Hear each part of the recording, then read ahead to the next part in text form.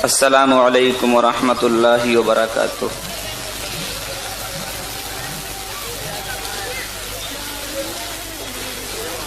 سلام کا جواب تو کوئی گناہ نہیں ہے، اور آج ایک افسوس کی بات یہ بھی ہے کہ ہمارے ملک سے ایک ایسی شخصیت جن کا فیض ساری دنیا میں جگمگا رہا تھا وہ پردہ کر گئی۔ قاری محمد طیب صاحب رحمۃ اللہ علیہ کے پوتے حضرت مولانا محمد سالم صاحب رحمۃ اللہ علیہ، جو اب سے تقریباً 6-7 گھنٹے پہلے دامت برکاتہم العالیہ جیسے الفاظ سے پکارے جا رہے تھے، اب رحمت اللہ علیہ کہہ کر پکارا جا رہا ہے۔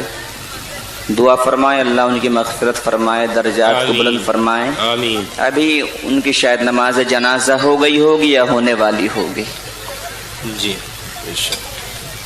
سبھی کے لیے دعا کرنی چاہیے ہم تمام کو۔ بزرگوں کا سایہ جو اٹھ رہا ہے یہ سمجھو کہ اس سے بڑا خسارہ کچھ نہیں ہے۔ احساس آج نہیں ہے، یہ تو بیچارے ایسے کھڑے ہوئے نظر آ رہے جیسے بی جے پی والوں کا جلسہ ہو رہا ہوں، کاغنیسی لوگ رہے ہوں۔ ان سے بھی درخواست ہے کہ بیٹھ جائیں، ان کو بھی جگہ دے بھائی، بچوں کو یہاں بٹھا دیا جائے اور بڑوں کو کرسی دے دی جائے۔ اور حالانکہ ہمیں کرسی کے پیچھے نہ رہنا چاہیے، ہم کرسی والے نہیں، ہم تو آیت الکرسی والے ہیں۔ بے شک، ہم کرسی والے نہیں ہیں، اللہ نے ہمیں آیت الکرسی سے نوازا، اس کا کیا کروں گا، رکھ دیجیے، جزاک اللہ۔ تو آپ بھی بیٹھ جائیں بھائی، یہ بچوں کو یہاں پر بھیج دیجیے اور آپ بھی بیٹھ جائیں۔ اچھا محسوس نہیں ہوتا کسی کے دروازے پر کھڑا ہونا۔ میں زیادہ دیر تک نہیں بول پاؤں گا، لیکن یہ ہے کہ انشاءاللہ جب تک آپ کہتے رہیں گے بولتا جاؤں گا۔ بیٹھ جائیں بھائی، بیٹھ جائیں، اچھا لگے گا۔ بچوں کو آگے بھیج دیجیے۔ میرے ساتھ بھائی محمد عمران صاحب ہیں، بھائی صدام صاحب ہیں، ان کے لیے دعا کر اللہ ان کی بھی جائز مرادوں کو پورا فرمائے، آمین۔ نحمدہ ونصلی علی رسولہ الکریم، اما بعد۔ قال النبی صلی اللہ علیہ وسلم خیرکم من تعلم القرآن وعلمہ، او کما قال علیہ الصلاۃ والسلام۔ اسی کی محفل سنوارتا ہوں، چراغ میرا ہے رات اس کی، اور اسی کے مطلب کی کہہ رہا ہوں، زبان میری ہے بات اس کی۔ ہے قول محمد قول خدا، فرمان نہ بدلا جائے گا۔ ہے قول محمد قول خدا، فرمان نہ بدلا جائے گا۔ بدلے گا زمانہ لاکھ مگر قرآن نہ بدلا جائے گا۔ بے شک۔ جو بیت گئے وہ زمانے نہیں آتے، آتے ہیں نئے لوگ پرانے نہیں آتے۔ صدر محترم، علماء عظام، سامعین کرام، پیارے بچوں اور بزرگان اسلام، ایک زمانہ تھا کہ شہر در شہر، گاؤں در گاؤں مدارس اسلامیہ موجود نہیں تھے۔ آج اللہ کا فضل ہے کہ ہر گاؤں میں، ہر شہر میں، شہر کی گلیوں میں مدارس اسلامیہ موجود ہیں۔ بے شک۔ اور جب سے مدارس اسلامیہ اللہ تبارک و تعالیٰ نے ہمیں عطا کیے تو ہمارے دلوں سے ان کی قدر نکل چکی ہے۔ جاؤ ان کی قدر معلوم کر کے وہاں دیکھ کے آؤ کہ جہاں پر مدارس نہیں ہے، جہاں پر علماء کرام نہیں ہیں، جہاں پر حفاظ کرام نہیں ہیں، جہاں پر قراء حضرات نہیں ہیں، پتہ چلے گا کہ مدارس اسلامیہ کتنی بڑی دولت ہے۔ ایک عالم ربانی اپنی تقریر کے درمیان فرما رہے تھے کہ ان کا ایک علاقے میں جانا ہوا، لوگوں نے بڑا استقبال کیا، مصافحے کیے، اور جب وہ لوگوں سے ملاقات کرنے کے بعد چلنے لگے تو لوگوں نے کہا حضرت آپ تھوڑی دیر ٹھہر جائیں، ہمیں ایک جنازے کی نماز پڑھوانی ہے۔ حضرت ٹھہر گئے، جنازہ تیار کر کے لایا گیا، تمام لوگوں نے وضو کر کے صفوں کو لگانا شروع کیا، اور جیسے ہی حضرت جی میت کے سامنے پہنچے اور ہاتھ اٹھا کر اللہ اکبر کہنا چاہتے تھے تو میت میں حرکت ہوئی۔ حضرت نے کہا یہ شخص زندہ ہے، اور انہوں نے کھول کے دیکھا تو تقریباً 80 سال کے ایک بڑے میاں سسکیاں لے کے رو رہے ہیں۔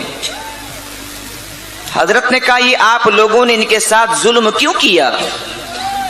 کہا حضرت ہمارے یہاں مدارس اسلامیہ نہیں ہیں، یہاں پر علماء کرام نہیں ہیں، یہاں پر حفاظ کرام نہیں ہیں، یہ بڑے میاں کئی مہینوں سے بیمار چل رہے ہیں، ہم نے سوچا کہ 2-4 دن میں انتقال ہو جائے گا، کبھی کوئی نماز جنازہ پڑھانے والا نہ ملے تو آج ہی پڑھوا لیں۔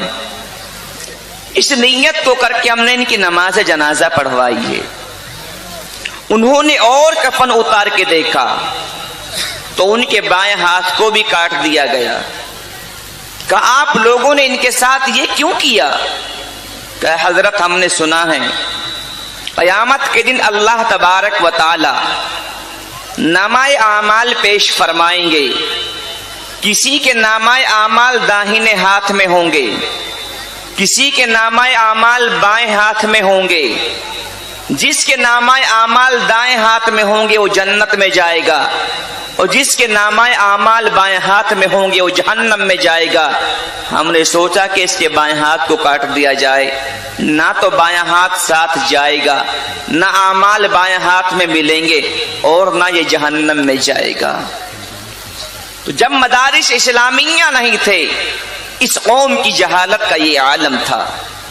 ایک بہت بڑا گاؤں، پورے گاؤں میں کوئی بھی مدرسہ نہیں، مدرسہ نہیں تو حافظ قرآن بھی کوئی نہیں۔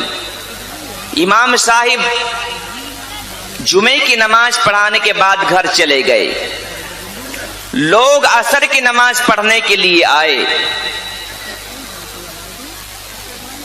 تو جماعت کرانے کے لیے کوئی تیار نہیں، انتظار کرنے لگے۔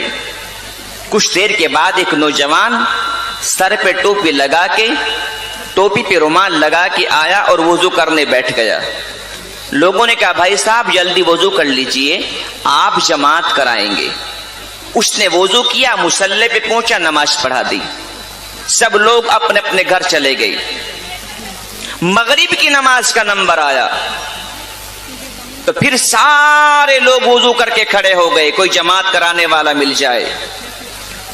وہی نوجوان جس نے عصر کی نماز پڑھائی تھی پھر وضو کر رہا ہے۔ لوگوں نے کہا بھائی صاحب جلدی وضو کر لیجئے، آپ کو جماعت کرانی ہے۔ تو عصر کی نماز میں تو چپ چاپ پڑھنا تھا، وہ تو خاموشی کے ساتھ پڑھانی تھی، اب مغرب کی میں تو زور سے قرات کرنا ہوگا، تو بس اتنا سننا تھا کہ پیروں کے نیچے سے زمین کھسک گئی۔ میں نماز پڑھاؤں گا؟ میں نہیں پڑھا سکتا۔ لوگوں نے کہا جب آپ عصر کی نماز پڑھا سکتے ہیں تو مغرب کی آپ کیا پڑھائیں گے؟ جلدی وضو کریے اور مصلی پہ چلیے۔ اب لوگ اس کو مصلی پہ کرے پیچھے کو بھاگے، لوگ مصلی پہ کرے پیچھے کو جائے۔ ایک آدمی نے زبردستی مصلی پہ کھڑا کر کے تکبیر کہنا شروع کر دیا۔ اب اس نوجوان کے ذہن میں بات آئی، یار تو تبلیغی جماعت میں گیا تھا اور 2 سورتیں تیرے یاد ہو گئی تھی، کم سے کم 1 رکعت پڑھا دے، دوسری میں دیکھی جائے گی۔ تکبیر مکمل ہوئی، اس نے کہا اللہ اکبر، سارے مقتدیوں نے نیت باندھ لی، ثنا پڑھی، الحمد شریف، قل هو اللہ شریف، اور اللہ اکبر کہہ کے سب کو رکوع میں پہنچا دیا۔ اب سارے مقتدی کہہ رہے ہیں سبحان ربی العظیم، سبحان ربی العظیم، سبحان ربی العظیم، اور امام صاحب کیا کہہ رہے ہیں؟ یا اللہ جان کیسے بچے، یا اللہ جان کیسے بچے، یا اللہ جان کیسے بچے۔ کافی ٹائم ہو گیا، کہا سمیع اللہ لمن حمیدہ، تو محراب میں دیکھا کھڑکی لگی ہوئی ہے، کہا کام بن گیا۔ اللہ اکبر، سارے مقتدی سجدے میں پہنچ گئے اور امام صاحب کھڑکی کھول کے صاف ہو گئے۔ اب سارے مقتدی کہہ رہے ہیں سبحان ربی الاعلی، سبحان ربی الاعلی، سبحان ربی الاعلی، کم سے کم کتنی مرتبہ؟ 3، اور زیادہ 5، اور زیادہ 7، لیکن وہاں کہتے کہتے ہو گئی 60۔ امام صاحب سر نہیں اٹھاتے۔ ایک نوجوان نے دیکھا یار امام صاحب کا انتقال تو نہیں ہو گیا، تو سر اٹھا کے دیکھا تو امام صاحب ہے ہی نہیں۔ کہا بھیا اپنی اپنی نمازیں پوری کر لیجئے، امام صاحب کا تو انتقال ہو گیا ہے۔ تو جب یہ مدارس اسلامیہ نہیں تھے، ہماری نمازوں کا عالم یہ ہو رہا تھا۔ جب یہ قرآن والے نہیں تھے، ہمارے جنازوں کا عالم یہ ہو رہا تھا۔ اور آج اللہ کے فضل سے مدارس سے علماء ہیں، آج ہمارے دلوں سے ان کی قدر نکل چکی ہے، ان کی باتوں کی بھی کوئی قدر نہیں ہے۔ اگر کوئی عالم ربانی یہاں بیٹھ کے بات کہہ دے مائک پر کہ مسلمانوں سنبھل جاؤ ورنہ جہنم کے انگارے بڑے سخت ہیں، تو مسلمان کہتے ہیں مولانا دیکھا جائے گا۔ اگر کوئی عالم ربانی یہ بات آ کے کہہ دے کہ زندگی نبی کے طریقے کے مطابق گزارو ورنہ قیامت کا منظر بڑا سخت ہے، تو مسلمان کہتے ہیں کہ دیکھا جائے گا۔ اگر کوئی عالم ربانی یہ بات آ کے کہہ دے کہ زندگی قرآن کے مطابق گزارو ورنہ قبر کا عذاب بڑا سخت ہے، تو مسلمان کہتے ہیں دیکھا جائے گا۔ میں معلوم کرنا چاہتا ہوں کہ آج کا یہ انسان دیکھنا کیا چاہتا ہے؟ جہنم کے انگاروں کو، حشر کے میدان کو، قبر کی عذاب کو؟ تو آؤ میں دکھاتا چلوں گا۔ ہندوستان ہو یا پاکستان، امریکہ ہو یا لندن یا فرانس، انگلینڈ ہو یا کویت، لیبیا ہو یا ملیشیا، انڈونیشیا ہو یا بنگلہ دیش، ساری دنیا کا مسلمان بقرعید کے دن، بقرعید کے تہوار کے گوشت کے کباب بنا کر کھانے مشغول ہے۔ بالکل وہی تاریخ، وہی لمحہ، وہی دن، وہی گھڑی برما کی سرزمین پر مسلمانوں کے کباب بنائے جا رہے تھے۔ اس سے بڑا جہنم کا منظر اور کہاں سے پیش کیا جائے؟ اور مسلمان کہتے ہیں کہ دیکھا جائے گا۔ دیکھا جائے گا حشر کے میدان کو. اما عائشہ رضی اللہ تعالی عنہا نے فرمایا یا رسول اللہ میدان محشر میں لوگ ننگے ہوں گے؟ کہ ہاں عائشہ ننگے ہوں گے. باپ کے سامنے بیٹیاں ننگی ہو جائیں گی؟ کہ ہاں بالکل ایسا ہی ہوگا. بھائیوں کے سامنے بہن ننگی ہو جائیں گی؟ کہ ہاں ایسا ہی ہوگا. اللہ کے محبوب جب ان کی نگاہ ایک دوسرے کے اوپر جائے گی تو کیا ان کو شرم نہیں آئے گی؟ فرمایا عائشہ نگاہ تو بہت دور کی بات ہے، ایک دوسرے کے اوپر خیالات تک نہیں جا سکتے تو شرم کہاں سے محسوس ہوگی؟ اماں کی آنکھوں سے آنسو جاری ہو گئے. فرمایا اللہ کے محبوب اتنا سخت منظر، بالکل یہی نمونہ جاؤ شام کی تاریخ اٹھا کے دیکھ لو. 6 مہینے پہلے برما کی تاریخ کے اوراق پلٹ کے آ جاؤ اور جاؤ مسجد اقصی کی دیواروں سے معلوم کر کے آؤ جہاں بھائیوں کے سامنے بہنوں کو ننگا کیا گیا لیکن بھائی اپنی بہنوں کے کام نہ سکے، جہاں باپ کے سامنے بیٹیوں کو ننگا کیا گیا لیکن باپ اپنی بیٹیوں کے کام نہ سکے، سسکیاں لے کے باپ رو رہا ہے، اپنی بیٹی کے کام نہیں آ سکا اور کہتے ہیں کہ دیکھا جائے گا. اللہ نے یہی دکھا دیا، اس سے بڑا منظر اور کہاں سے پیش کیا جائے. لوگ کہتے ہیں کہ قبر کا عذاب دیکھا جائے گا، چھوٹے چھوٹے بچوں کے سامنے باپ کو ذبح کر دیا گیا، بچیوں کے سامنے ماں کے ٹکڑے کر دیے گئے، لیکن بہت سے بچوں کو بسکٹ کھاتے ہوئے مردہ ماں کے اوپر لیٹا ہوا آپ نے بھی دیکھا ہوگا، لیکن ظالموں نے ان کے اوپر بھی ترس نہ کھایا، رحم نہ کھایا، مشین سے ایک زمین میں گڈھے کیے، معصوم بچے کو اٹھایا اس میں ڈال دیا، روتی ہوئی چلاتی بچوں کو اٹھایا اسی میں ڈال دیا، اور اگر کسی نے آہ بھری تو ان کے ساتھ نہ جانے کیسا کیسا سلوک کیا گیا اور اوپر سے مٹی ڈال کے دفن کر دیا گیا. اس سے بڑا قبر کا منظر اور کہاں سے پیش کیا جائے؟ اور مسلمان کہتا ہے کہ دیکھا جائے گا. اب بھی اگر دیکھنے کی بات کریں گے آپ حضرات تو مسلمانوں یہ بتاؤ کہ زندگی میں عمل کب آئے گا؟ سارے حالات اللہ دکھا رہا ہے اور یہ مسلمان اب بھی دیکھنے کی باتیں کر رہا ہے. آج کے بعد دیکھنا بند کر دیجئے اور رسول اللہ کی سنتوں کو زندہ کرنے کی نیت کر لیجئے، انشاءاللہ تبارک و تعالی جلسہ کامیاب ہو جائے گا. سمجھ میں آ رہی کہ نہیں آ رہی؟ قرآن بتاتا ہے کہ نبی کی اتباع کیسے کرنے کی، اور قرآن یہ بھی بتا رہا ہے کہ اللہ عالمین کے رب ہیں اور نبی کریم صلی اللہ علیہ وسلم عالمین کے لیے رحمت ہے. کس نے بتایا؟ قرآن عظیم نے. کیسی رحمت؟ ایک چھوٹا سا واقعہ سناؤں گا، چھٹی ہو جائے گی. ایک صحابی آئے، فرمایا یا رسول اللہ اگر آپ تشریف نہ لاتے تو ہمیں دین کی باتیں کون بتاتا؟ اگر آپ تشریف نہ لاتے تو ہمیں اسلام کی اچھی اچھی باتیں کون سکھاتا؟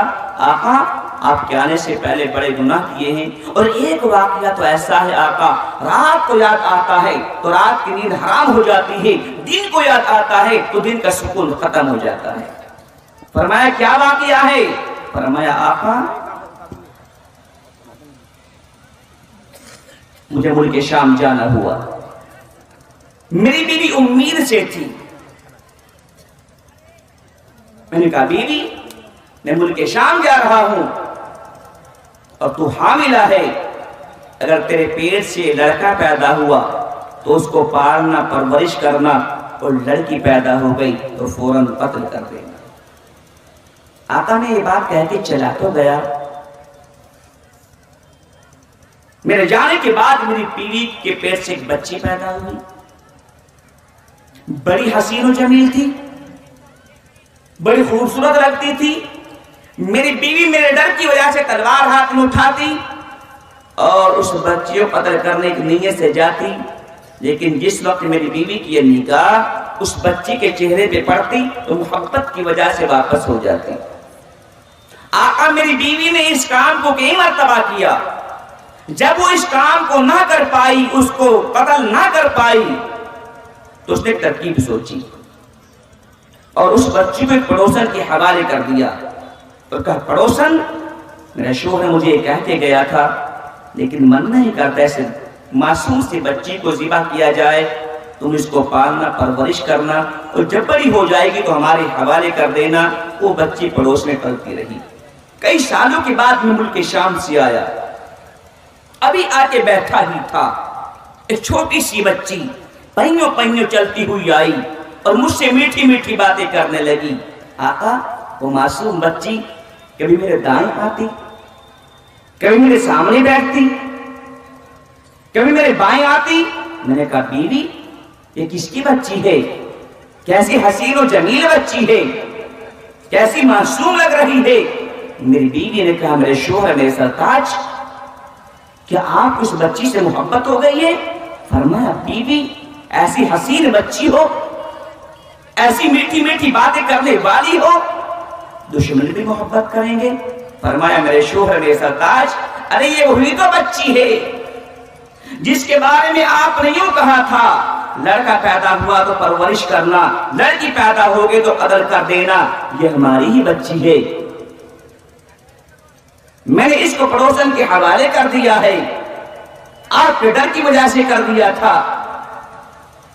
وہ فرماتے ہیں کہ آقا جب میری بیوی کے بعد میرے کانوں کے پردوں سے ٹکرائی تو نفرت کی آگ جس کی آندھی میں نے کئی لڑکیوں کو زندہ دفن کر دیا تھا وہ میرے من میں بھڑکی، اور میں نے ایک ہاتھ سے پھوڑے کو کندھے پہ رکھا، ایک ہاتھ سے بچی کے ہاتھ کو پکڑا اور اس بچی کو لے کر گھسیٹتے ہوئے چلنے لگا۔ آقا کچھ دور جانے کے بعد وہ چھوٹی سی بچی، وہ معصوم بچی کبھی گر جایا کرتی تھی، پھر کھڑی ہو جایا کرتی تھی، پھر گر جایا کرتی تھی، پھر کھڑی ہو جایا کرتی تھی، اور مجھے بار بار کہتی ابو آج کہاں لے کے جا رہے ہو، آج کون سی مہمان نوازی ہے، ابو مجھ سے آگے نہیں چلا جاتا، ابو میں تھک گئی۔ آقا میری بچی مجھے تکان کے لیے بار بار کہتی رہی اور میں اس کو گھسیٹتا رہا اور ایک میدان میں جا کے کھڑا کیا اور اس کو دفن کرنے کے لیے گڈھا کھودنا شروع کر دیا۔ آقا میں گڈھا کھود رہا تھا کہ گڈھا کھودتے کھودتے میری پیشانی پر پسینہ آیا اور وہ معصوم بچی اپنی جگہ سے میرے پاس آئی اور اپنے دوپٹے کے کونے سے میری پیشانی کا پسینہ صاف کرنا شروع کر دیا۔ آقا وہ میری معصوم بچی مجھے بار بار کہتی ابو آپ یہ گڈھا کیوں کھود رہے ہیں، ابو آپ تھک گئے، ابو اب ذرا سا آرام کر لو۔ آقا میری بچی مجھے آرام کے لیے کہتی رہی اور میں اس کو دفن کرنے کے لیے گڈھا کھودتا رہا کہ جس وقت گڈھا تیار ہوا اور میں نے اس معصوم کے ہاتھ کو پکڑ کے اندر گڈھے میں دھکا دیا اور اوپر سے مٹی ڈالنا شروع کر دی۔ آقا میں اس بچی کے اوپر مٹی ڈال رہا تھا، وہ معصوم بچی ہاتھ چھوڑ کے کھڑی ہو گئی۔ ابو میں نے کبھی آپ کو گالیاں نہیں دی، ابو کبھی میں نے آپ کو برا بھلا نہیں کہا، ابو یہ میرے ساتھ کیا کر رہے ہو، ابو مجھے معاف فرما دو، ابو آپ میری جان کو معافی دے دو۔ آقا وہ میری معصوم بچی مجھے ابو ابو کہہ کے پکارتی رہی اور میں اس کے اوپر مٹی ڈالتا رہا اور مٹی ڈالنے کے بعد اس کو دفن کیا، گھر واپس آ گئے۔ نبی کریم صلی اللہ علیہ وسلم نے سنا تو آپ کی دہر مبارک آنسوں سے تر ہو گئی اور ساری دنیا کے انسانوں کو مخاطب کر کے فرمایا کہ سنو میرے پیارو، سنو میری آنکھوں کے تاروں، سنو آسمان ہدایت کی ستاروں، سنو جو شخص اپنی لڑکیوں کو پال کے پرورش کر کے ان کی تعلیم اور شادی سے فراغت پائے گا، وہ جنت میرے اتنے قریب ہوگا جتنی آپس کی دو ملی ہوئی انگلیاں ہیں۔ یہ ہے رحمت للعالمین۔ لیکن آج اسی رحمت للعالمین والے جن بچوں کے سینوں میں قرآن ہونا چاہیے تھا ٹائی ڈالنے لگے، جن بچوں کی پیشانی پر سجدوں کے نشان ہونے چاہیے تھے، آج وہ اپنی پیشانیوں پر نہ جانے کیسے کیسے نشان لگانے لگی۔ یہی وجہ ہے کہ آج قرآنی اجلاس یا اصلاحی اجلاس، آج قرآن کی تاریخ بیان کی جائے یا رسول انعام کی تاریخ، مسلمان ہیں کہ ان کی سمجھ میں نہیں آتا۔ گھروں سے آئے تھے جلسہ سننے کے لیے، بازاروں میں گھوم رہے ہیں، گھروں سے آئے تھے اس اجلاس میں شامل ہونے کے لیے، چوراہوں پر کھڑے ہو کر نہ جانے کتنی ماں بہنوں کی طرف دیکھنے کا کام کر رہے ہیں۔ ایسا نہ ہو کہ یہ بچیاں کل ہمارے لیے رحمت کا ہار نہیں زحمت بھرا خار بن جائیں۔ اس سے پہلے ان کو بیٹیوں کو بیٹیاں سمجھیں، بہنوں کو بہنیں سمجھیں، اور اسی کے ساتھ ساتھ قرآن عظیم کی تعلیم سے ان کو روشن کریں۔ اسی لیے میرے پیارو نبی علیہ الصلوۃ والسلام نے ساری دنیا کے مسلمانوں کو نہیں، ساری دنیا کے انسانوں کو مخاطب کر کے فرمایا کہ سنو میرے پیارو، سنو میری آنکھوں کے تاروں، سنو آسمان ہدایت کے ستاروں، سنو تم میں سب سے بہترین شخص وہ ہے جو قرآن عظیم کو سیکھے اور دوسروں کو سکھائے۔ کیوں؟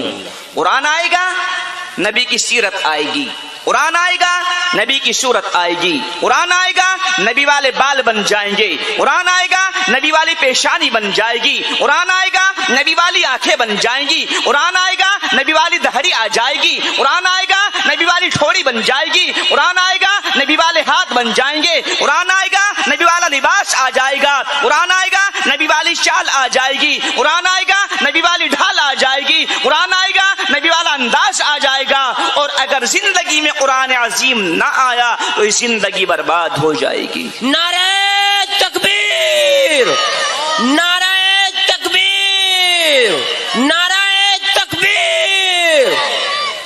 اس لیے کہ سارا کا سارا قرآن عظیم نبی کریم صلی اللہ علیہ وسلم کی تعریف اور عظمت بیان کر رہا ہے۔ کر رہا ہے کہ نہیں کر رہا ہے؟ کیسے؟ آؤ قرآن کے الف سے معلوم کریں۔ اے قرآن کے الف تو بتا میرا نبی کون ہے؟ تو الف کہے گا میرا نبی احمد ہے۔ آؤ با سے معلوم کرے، اے با تو بتا میرا نبی کون ہے؟ تو با کہے گا میرا نبی بشیر ہے۔ آؤ تا سے معلوم کرے، اے تا تو بتا میرا نبی کون ہے؟ تا کہے گا میرا نبی تنویر ہے۔ آؤ سا سے معلوم کرے، اے سا تو بتا میرا نبی کون ہے؟ سا کہے گا میرا نبی ثاقب ہے۔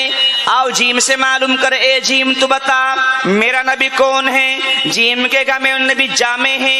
آؤ بڑے ہا سے معلوم کرے، ہا تو بتا میرا نبی کون ہے؟ ہا کہے گا میرا نبی حامد ہے۔ آؤ خا سے معلوم کرے، خا تو بتا میرا نبی کون ہے؟ خا کہے گا میرا نبی خاتم الانبیاء ہے۔ آؤ دال سے معلوم کرے، اے دال تو بتا میرا نبی کون ہے؟ دال کہے گا میرا نبی دائی ہے۔ آؤ زال سے معلوم کرے، اے زال تو بتا میرا نبی کون ہے؟ زال کہے گا میرا نبی ذریعہ نجات ہے۔ آؤ را سے معلوم کرے، اے را تو بتا میرا نبی کون ہے؟ را کہے گا میرا نبی رائی ہے۔ آؤ زا سے معلوم کرے، اے زا تو بتا میرا نبی کون ہے؟ زا کہے گا میرا نبی زاہد ہے۔ آؤ چھوٹے سین سے معلوم کرے، اے سین تو بتا میرا نبی کون ہے؟ سین کہے گا میرا نبی سراج ہے۔ آؤ بڑے شین سے معلوم کرے، اے شین تو بتا میرا نبی کون ہے؟ شین کہے گا میرا نبی شفیع ہے۔ آؤ سواد سے معلوم کرے، اے سواد تو بتا میرا نبی کون ہے؟ سواد کہے گا میرا نبی صادق ہے۔ آؤ زواد سے معلوم کرے، اے زواد تو بتا میرا نبی کون ہے؟ زواد کہے گا میرا نبی ضامن ہے۔ आओ त्वा से मालूम करे, त्वा तू बता मेरा नबी कौन है, तो आगेगा मेरा नबी त्वाहा है। आओ ज़ुआ से मालूम करे, ज़ुआ तू बता मेरा नबी कौन है, ज़ुआ कहेगा मेरा नबी ज़ाहिर है। आओ आइन से मालूम करे, आइन तू बता मेरा नबी कौन है, आइन कहेगा मेरा नबी आली है। आओ गैन से मालूम करे, गैन तू बता मेरा नबी कौन है, गैन कहेगा मेरा नबी गालिब है। आओ फा से मालूम करे, फा तू बता मेरा नबी कौन है, फा कहेगा मेरा नबी फाते हैं। आओ बड़े काफ से मालूम करे, काफ तू बता मेरा नबी कौन है, काफ कहेगा मेरा नबी काबा कौसैन वाला है। आओ छोटे काफ से मालूम करे, काफ तू बता मेरा नबी कौन है, काफ कहेगा मेरा नबी करीम है। आओ लाम से मालूम करे, ए लाम तू बता मेरा नबी कौन है, लाम कहेगा मेरा नबी लिवाल हम्द वाला है। आओ मीम से मालूम करे, ए मीम तू बता मेरा नबी कौन है, मीम कहेगा मेरा नबी मुहम्मद मुज़म्मिल मुद्दस्सिर है। आओ नून से मालूम करे, ए नून तू बता मेरा नबी कौन है, नून कहेगा मेरा नबी नज़ीर है। आओ वाव से मालूम करे, ए वाव तू बता मेरा नबी कौन है, वाव कहेगा मेरा नबी वाली है। आओ छोटे हा से मालूम करे, हा तू बता मेरा नबी कौन है, हा कहेगा मेरा नबी हादी है। आओ हमजा से मालूम करे, हमजा तू बता मेरा नबी कौन है, हमजा कहेगा मेरा नबी अजमल व अकमल है। आओ या से मालूम करे, ए या तू बता मेरा नबी कौन है, तो या कहेगा मेरा नबी यासीन है। नारे तकबीर, नारे तकबीर। हज़रत मौलाना इरशाद क़ावी साहब, मदरसा हिदायतुल मुस्लिमीन, मदरसा हिदायतुल मुस्लिमीन, उलमाए देवबंद। मालूम ये हुआ कि सारा का सारा कुरान अजीम नबी करीम सल्लल्लाहु अलैहि वसल्लम की तारीफ और अजमत बयान कर रहा है, और ये इंसान इसको छोड़ के दुनिया के पीछे दौड़ लगा रहा है। सारा कुरान अजीम मुहम्मद की तारीफ बयान कर रहा है। एक गैर मुस्लिम भाई मिले, कहा मौलाना ये मुहम्मद कौन है? हमने कहा अपनी भाषा में बताएं या आपकी भाषा में बताएं, कि दोनों में बताओ। मैंने कहा हमारी भाषा में मुहम्मद हमारे पैगंबर हैं, मुहम्मद हमारे रसूल हैं, मुहम्मद हमारे नबी हैं, मुहम्मद हमारे रहबर हैं। जिन्होंने हमने चलना सिखाया वो मुहम्मद है, जिन्होंने नमाज दी वो मुहम्मद है, जिन्होंने कुरान दिया वो मुहम्मद है, जिन्होंने सीधा रास्ता दिया वो मुहम्मद है। फरमाया हमारी भाषा में भी बता दो। हमने कहा मुहम्मद को समझने से पहले अपनी भाषा में ये बताओ कि मनु महाराज कौन है। मनु महाराज कौन है? कि जनाब वो तो हमारे बहुत बड़े ऋषि हुए, हम तो उनको अपनी जिंदगी में लाते हैं। हमने कहा जिस शख्सियत को आप मनु महाराज कहते हो, उसी मनु महाराज के 72वें नंबर के बेटे का नाम मुहम्मद है। सुभान अल्लाह। पूछा कैसे? हमने कहा मुहम्मद तो जाने के कि हाँ, मुहम्मद के अब्बा का नाम अब्दुल्ला, अब्दुल्ला के अब्बा का नाम अब्दुल मुत्तलिब, अब्दुल मुत्तलिब के अब्बा का नाम हाशिम, हाशिम के अब्बा का नाम अब्द मुनाफ, अब्द मुनाफ के अब्बा का नाम उसई, उसई के अब्बा का नाम किलाब, किलाब के अब्बा का नाम मुर्रा, मुर्रा के अब्बा का नाम काब, काब के अब्बा का नाम लुवई, लुवई के अब्बा का नाम गालिब, गालिब के अब्बा का नाम फहर, फहर के अब्बा का नाम मालिक, मालिक के अब्बा का नाम नजर, नजर के अब्बा का नाम कनाना, कनाना के अब्बा का नाम खुजैमा, खुजैमा के अब्बा का नाम मुदरिका, मुदरिका के अब्बा का नाम इलियास, इलियास के अब्बा का नाम मुजर, मुजर के अब्बा का नाम नज़ार, नज़ार के अब्बा का नाम माद, माद के अब्बा का नाम अदनान, अदनान के अब्बा का नाम अद, अद के अब्बा का नाम हमैसा, हमैसा के अब्बा का नाम सलामान, सलामान के अब्बा का नाम औस, औस के अब्बा का नाम बौस, बौस के अब्बा का नाम कमवाल, कमवाल के अब्बा का नाम उबई, उबई के अब्बा का नाम अवाम, अवाम के अब्बा का नाम माशिद, माशिद के अब्बा का नाम हिसाब, हिसा के अब्बा का नाम बलदास, बलदास के अब्बा का नाम यदलाफ, यदलाफ के अब्बा का नाम ताबिख, ताबिख के अब्बा का नाम जाहिम, जाहिम के अब्बा का नाम नाहिश, नाहिश के अब्बा का नाम माखी, माखी के अब्बा का नाम आफी, आफी के अब्बा का नाम अबकर, अबकर के अब्बा का नाम उबैद, उबैद के अब्बा का नाम अद्दुआ, अद्दुआ के अब्बा का नाम हमदान, हमदान के अब्बा का नाम संबर, संबर के अब्बा का नाम यसरिबी, यसरिबी के अब्बा का नाम यहजन, यहजन के अब्बा का नाम यलहन, ذیشان، یلحن کے ابا کا نام ارعوا، ارعوا کے ابا کا نام ایزی، ایزی کے ابا کا نام ذیشان، ذیشان کے ابا کا نام عیشر، عیشر کے ابا کا نام اقناد، اقناد کے ابا کا نام ایہام، ایہام کے ابا کا نام مقصر، مقصر کے ابا کا نام ناحس، ناحس کے ابا کا نام زارے، زارے کے ابا کا نام سمی، سمی کے ابا کا نام مزی، مزی کے ابا کا نام عوض، عوض کے ابا کا نام ارام، ارام کے ابا کا نام قیدار، قیدار کے ابا کا نام اسماعیل علیہ السلام، اسماعیل کے ابا کا نام ابراہیم علیہ السلام، ابراہیم کے ابا کا نام آزر، آزر کے ابا کا نام ناحور، ناحور کے ابا کا نام شروج، شروج کے ابا کا نام رعو، رعو کے ابا کا نام فائش، فائش کے ابا کا نام عابر، عابر کے ابا کا نام ارفخشد، ارفخشد کے ابا کا نام سام، اور سام کے ابا کا نام نوح علیہ السلام۔ سبحان اللہ۔ یہ نوح کون ہے؟ ان کو مسلمان کہتے ہیں حضرت نوح علیہ السلام، اور غیر مسلم بھائی ان کو کہتے ہیں منو مہاراج۔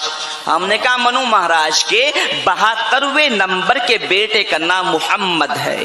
سبحان اللہ۔ تو ہم تو مانتے ہیں، آپ بھی سمجھ لیجئے۔ کہا اچھا جی ایسی بات ہے؟ ہم نے کہا اس لیے تو ہم کہتے ہیں کہ ہندوستان ملی جلی تہذیب کا ملک ہے،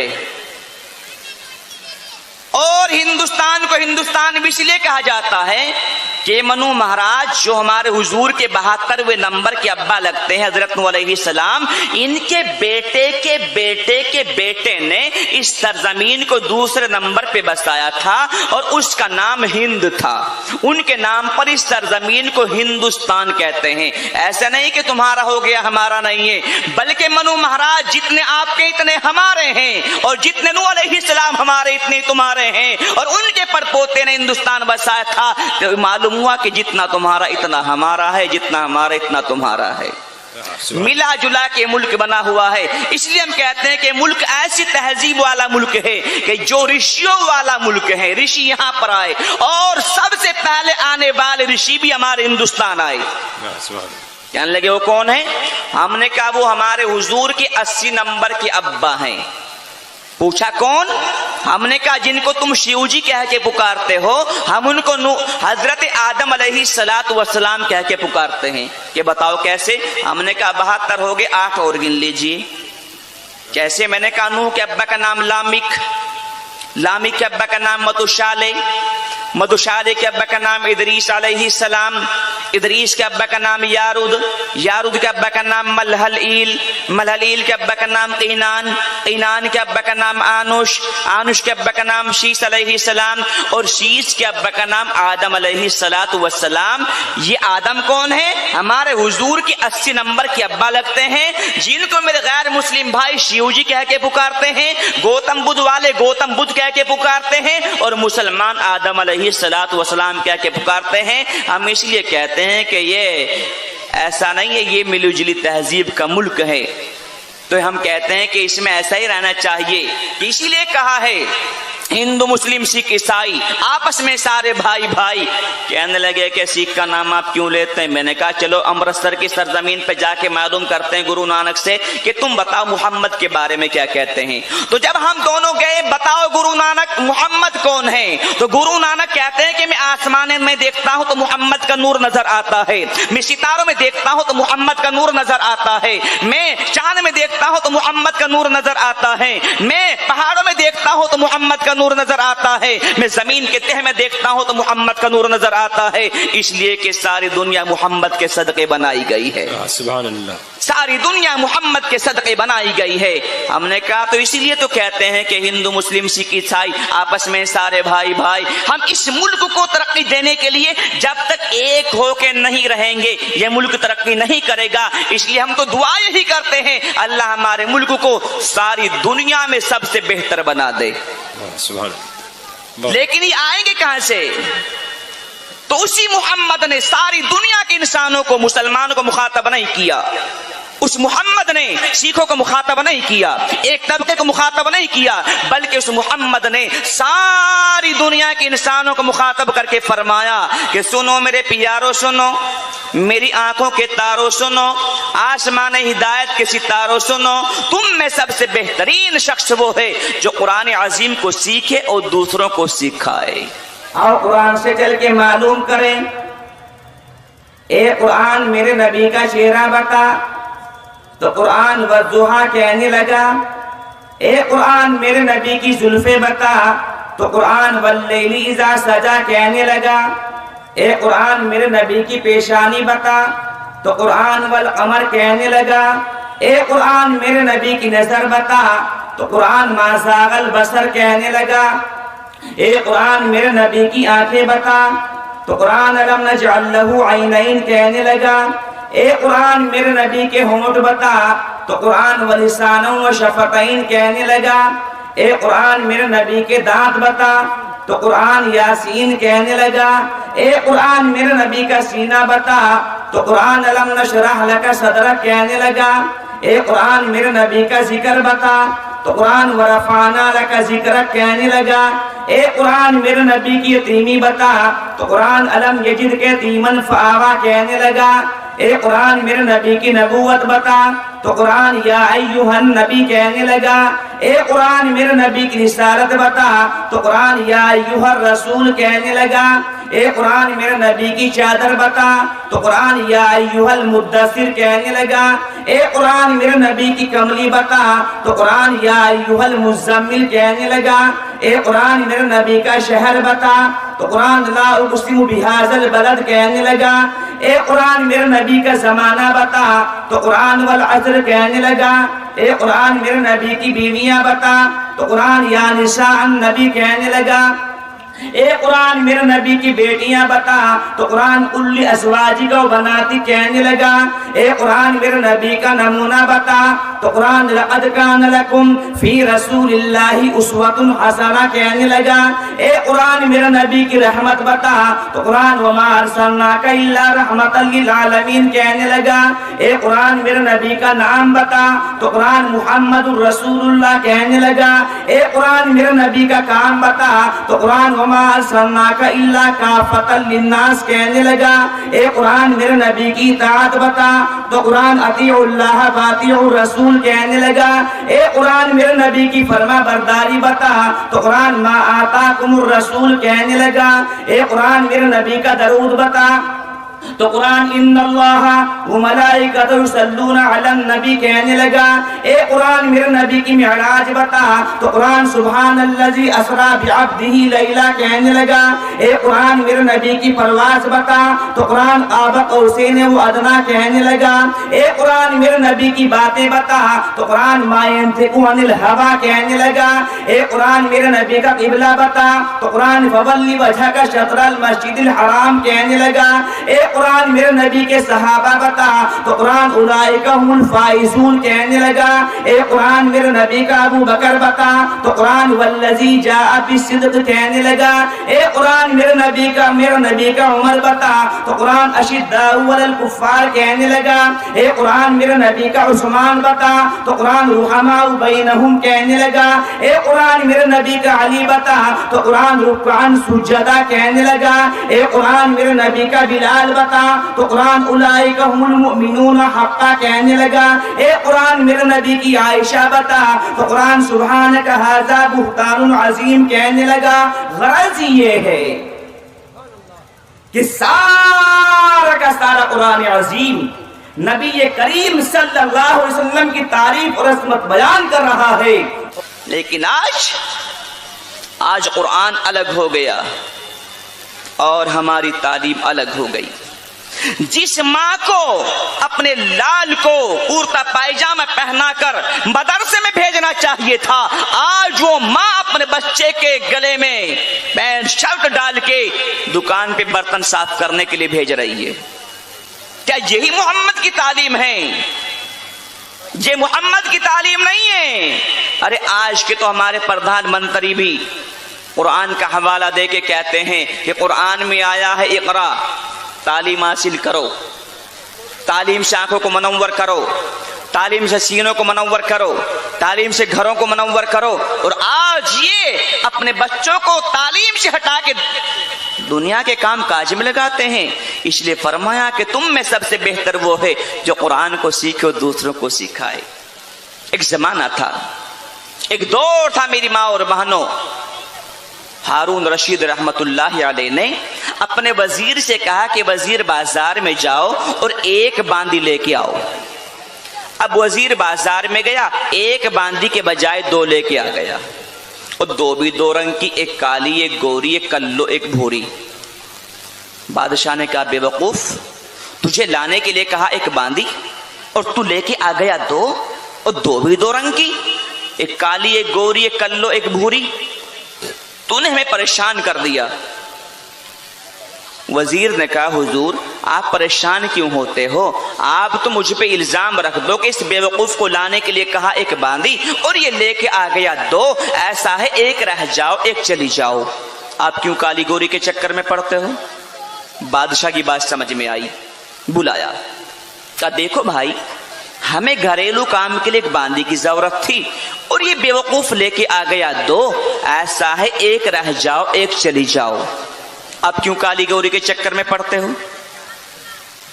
بادشاہ نے جب یہ بات پوچھی تو باندی نے کہا دیکھو حضور یہ بہانے بازی سے کیا فائدہ، آپ گورے میں گوری، آپ کے محلات گورے، میرا ایسے کچھ کلوں کا کیا کام؟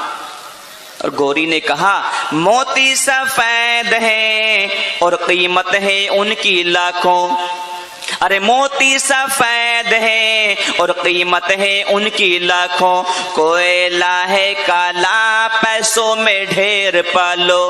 حضور موتی سفید ہوتا ہے، لاکھوں روپے سے کم نہیں ملے گا، اور کوئلہ ہاتھ پہ لگ جا ہاتھ کالے، اس کا لوگ کیا کام، اسے نکال۔ اور میں ہی نہیں، اللہ کے بھی نیک بندے سفید چہرے والے ہوں گے، اللہ کے نیک بندوں کا منہ سفید ہوگا، ارے اللہ کے نیک بندوں کا منہ سفید ہوگا، دوزخی جو ہوں گے منہ ہوں گے ان کے کالے۔ حضور اللہ کے بھی نیک بندے سفید چہرے والے ہوں گے، دوست کی ہوں گے کالے سیاہ۔ تو کالی نے کہا دیکھو حضور مجھے بھگاؤ گے تو ہے ہی، لیکن میری بھی سن لو، ایک ہاں تو بھی سنا، جلدی سنا۔ تو کالی نے کہا ہے مشکے نافع کالی، ارے ہے مشکے نافع کالی اور قیمت میں بیش عالی، روئی سفید ہے پیسوں میں ڈھیر پالی۔ حضور مشکے نافع کالی ہوتی ہے، جیب میں رکھ دو جیب مہک جا، محل میں رکھ دو محل مہک جا، جہاں رکھ دو جگہ مہک جا، اور روئی 50-60 روپے کلو۔ اور سردی آدمی اپنے بدن سے لپیٹتا ہے، گرمی کی آتے ہی 6 مہینے کے لیے ٹانڈ پہ ڈال دیتا ہے، اس گوری کو 6 مہینے کے لیے رکھو گے؟ اور حضور اگر کالا رنگ اتنا ہی ناپسند ہے تو میرا ایک مطالبہ ہے، آنکھوں کی پتلی کالی، ارے آنکھوں کی پتلی کالی ہے نور کا جو چشمہ، اور آنکھ کی سفیدی ہے نور سے جو خالی۔ او گورے او گوری، یہ جو تمہاری آنکھوں میں کالا تل ہے نا، تل یہ نکال کے مجھے دے دو، جب دیکھوں گی ان سفید آنکھوں سے کیا دیکھو گے، دکھ جائے گا۔ گوری کہنے لگی اچھا، اس نے تو بادشاہ کی توجہ اپنی طرف کر لی۔ تو گوری نے کہا انصاف کیجئے گا کچھ سوچئے گا پیارے، ارے انصاف کیجئے گا کچھ سوچئے گا پیارے، سورج سفید روشن تارے سفید سارے۔ حضور جلدی انصاف کر دیجئے، چاند سورج ستارے سفید ہیں، میرا سے کچھ کلوں کا کیا کام ہے؟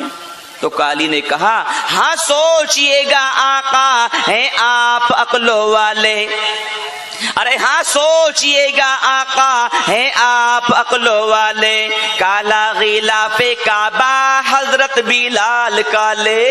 سبحان اللہ۔ میں نے مانا کہ چاند سورج ستارے سفید ہیں، مگر جس کعبے کا دنیا طواف کر رہی ہے وہ تو کالا غلاف لگائے ہوئے ہیں، اور تم سیدنا سیدنا کہہ کے پکارتے ہو، وہ میرے آقا کا غلام بلال تو کالا ہے۔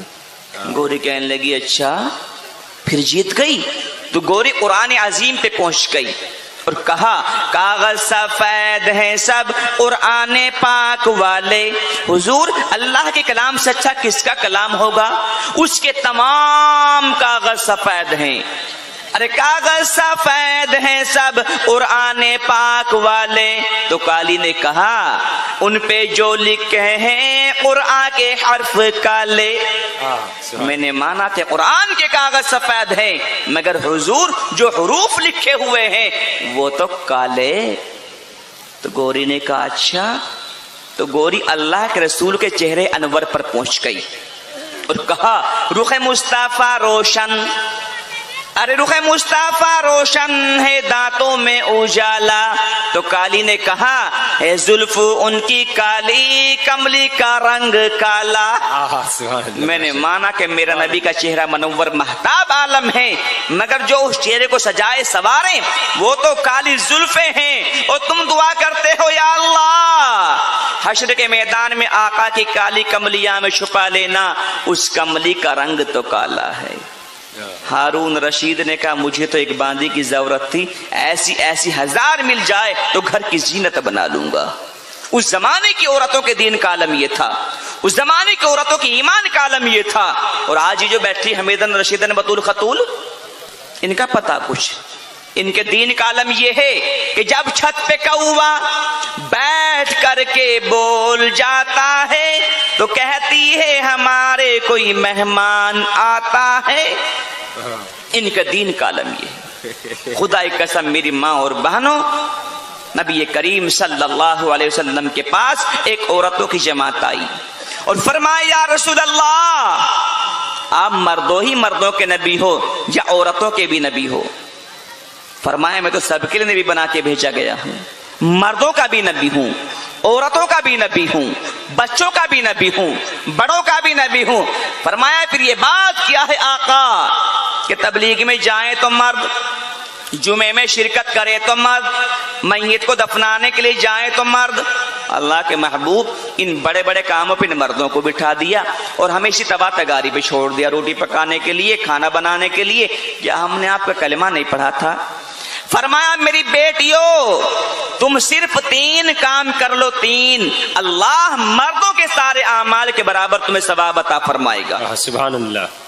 فرمایا پہلا کام کہ تیرا سب سے پہلا کام یہ ہے کہ اپنے شوہر کی خدمت و اطاعت کر، اور خدمت و اطاعت کے آداب بھی بتائیں کہ جب تیرا شوہر باہر سے گھر میں آئے تو بیٹھی ہو تو کھڑی ہو جا، اور کھڑی ہو کے الو کی طرح نہ تکنے لگ بلکہ دروازے کی طرف لپک. دوپٹے کونے سے اپنے شوہر کی پیشانی کا پسینہ صاف کر اور ٹھنڈا پانی پیش کر. مگر میری بہن یہ ٹھنڈا پانی اس گرمی میں چل جائے گا، کبھی سردی میں دے دو. گرمی کا موسم ہے، گرمی کا موسم ہے تو ٹھنڈا پانی پیش کر. سردی کا موسم ہے تو اپنے شوہر کے پیروں پر لحاف ڈال چائے بنانا شروع کر. اپنی ایمانداری سے بتاؤ اگر یہ ایسا کرنا شروع کر دے تو بولو آپ کی طبیعت صحیح ہو جائے گی کہ نہیں ہو جائے گی؟ فرمایا تیرا دوسرا کام یہ ہے کہ اپنے شوہر کے جانے کے بعد اپنے شوہر کے گھر کی اپنی عزت کی حفاظت کر. ایسے نہیں کہ میاں ہمارے گھر نہیں اور ہمیں کسی کا ڈر نہیں. فرمایا نبی علیہ الصلوۃ والسلام نے جو عورت شوہر کی اجازت کے بغیر گھر سے باہر نکل جائے گی لوٹ کے جب تک واپس نہیں آئے گی اللہ تبارک و تعالیٰ کے جتنے فرشتے ہیں اس عورت کے لیے بد دعا کرتے ہیں. اور فرمایا ایک زمانہ ایسا آئے گا کہ اس زمانے میں عورتیں کپڑوں کے اندر ہوں گی پھر بھی ننگی ہوں گی. فرمایا یہ بات کیسے ہو سکتی ہے آقا؟ فرمایا کہ اگر کوئی عورت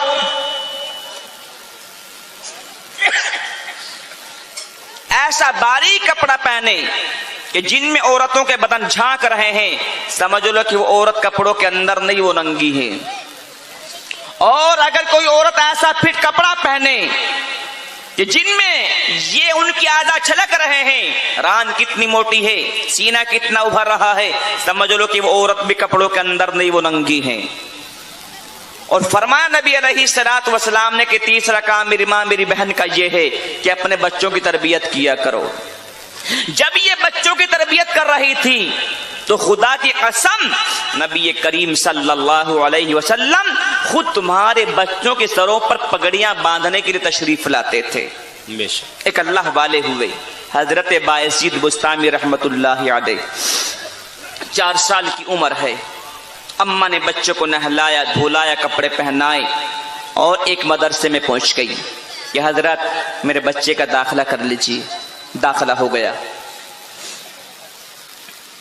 جیسے ہی مدرسے سے چلنے لگی کہ حضرت میرا بچہ جب تک کسی قابل نہ ہو جائے تو میرے بچے کو چھٹی مت دینا. کہ ٹھیک ہے. चली गई।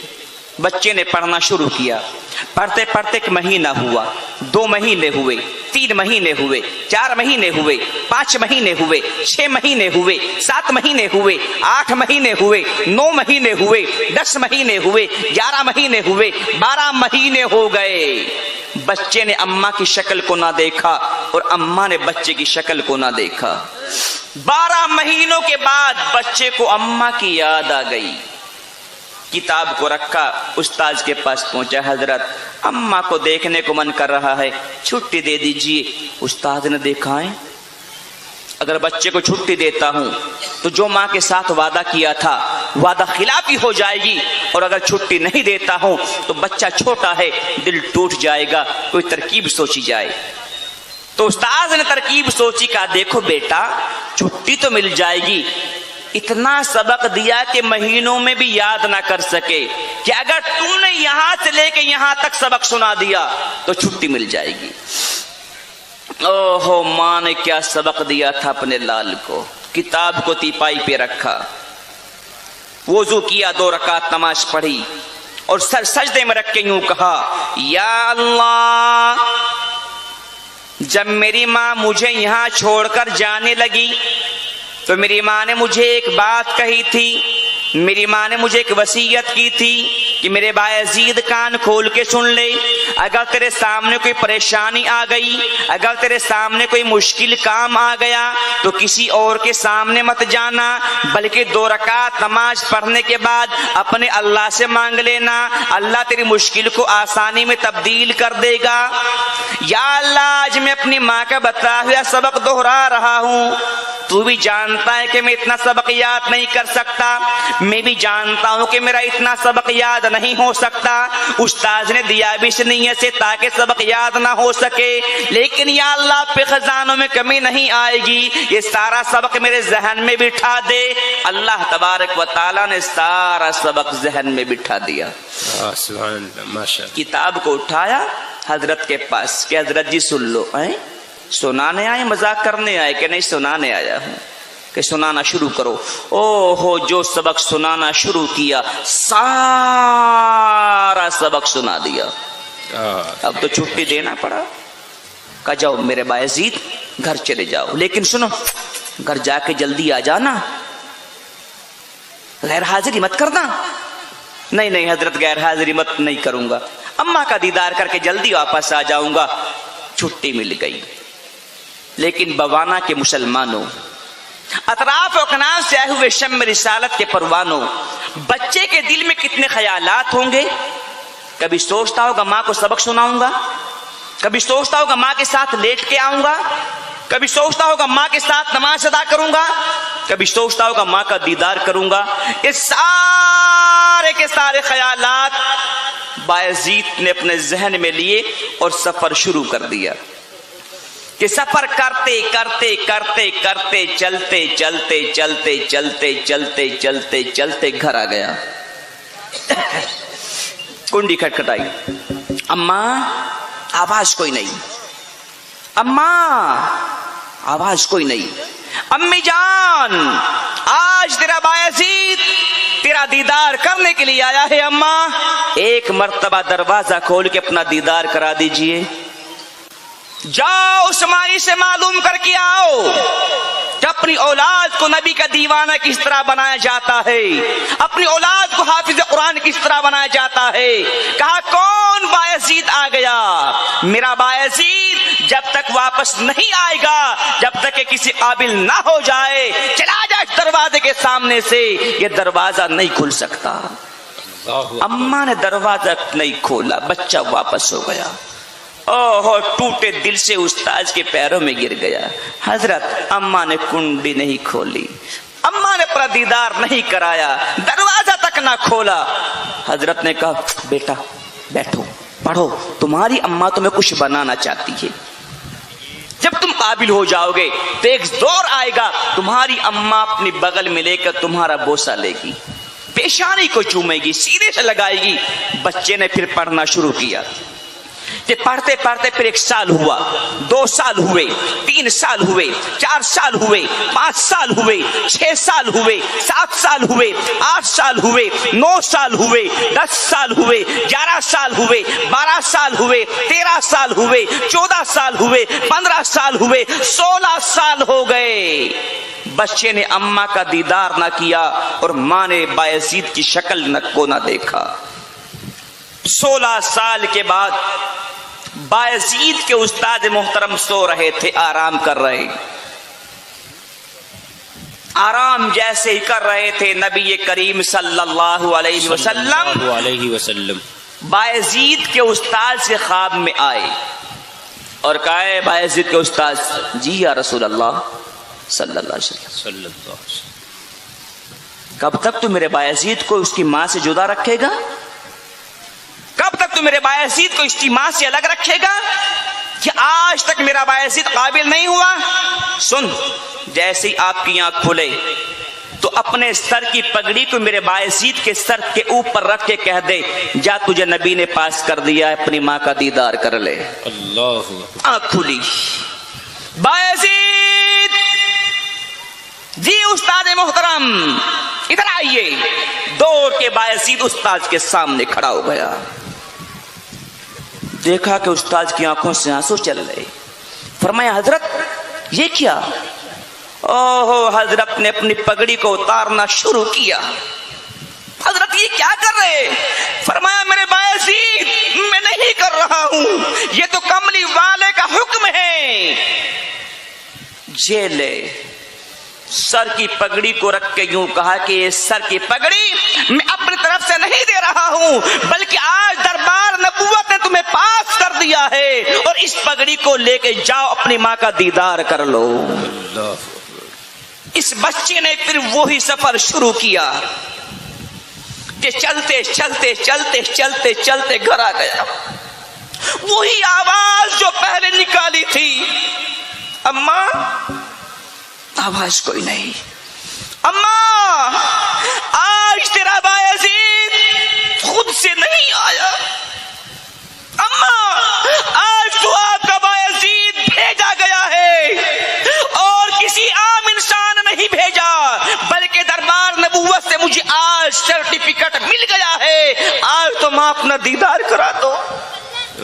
ایک دم دروازہ کھلا، بایزید کی ماں نے اپنے بچے کو سینے سے لگایا، میرے بایزید میں تمہیں ایسا ہی منانا چاہتی تھی جیسا آج تو بن کے آیا ہے، اس دن بھی مجھے محبت آئی تھی کہ جب تو بیچ میں آیا تھا، اس دن میں میرے دل میں آپ کی محبت تھی، لیکن میں تمہیں کچھ بنانا چاہتی تھی، واقعی تو آج بن کے آیا ہے، آپ میرے سینے سے لگ جا۔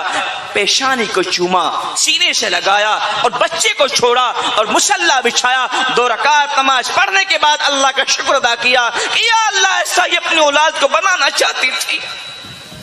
کہاں چلا آج ایسے انسانوں کو کہتے کہ نبی کے دیوانے ہیں، سر پہ ٹوپی آج تک نہ سکی، کہتے نبی کے دیوانے ہیں، نبی کا لباس تک نہ آ سکا، کہتے نبی کے دیوانے ہیں، مسجد میں جا کر سجدہ نہ کر سکے، یہ کیسے مسلمان ہے؟ اس لیے آؤ آج نبی کی آغوش میں، آؤ آج نبی کے گھر میں آؤ، خدائی قسم آج سب سے بڑا خوشی کا دن ہے آپ کے محلے میں۔ کیوں؟ کوئی آج اپنی بیٹی کی شادی کی خوشیاں منا رہا ہے، کوئی آج اپنے بیٹی کی شادی کی خوشیاں منا رہا ہے، کوئی آج اپنی بھتیجی کی شادی کی خوشیاں منا رہا ہے، کوئی آج اپنے خاندان والے کی شادی کی خوشیاں منا رہا ہے، لیکن آج بوانا کے مسلمان نبی علیہ الصلوۃ والسلام کے مہمان کی دستار کی خوشی کا اجلاس کر رہے ہیں، اس سے بڑھ کر کوئی خوشی کا مقام نہیں ہو سکتا۔ آج آپ کے اس محلے میں نبی کے دیوانوں نے قرآن عظیم کو اپنے سینے میں محفوظ کیا ہے، آج ان کے اس سینے کو منور کر دیا گیا ہے، جس چیز کے لیے آج یہ سینے دعائیں کریں گے تو خدائی قسم ان کا اللہ ایمان پہ خاتمہ کرے گا، کہ قرآن والے کی دعا بیکار نہیں جاتی، مقبول ہو کے رہتی ہے۔ نعرہ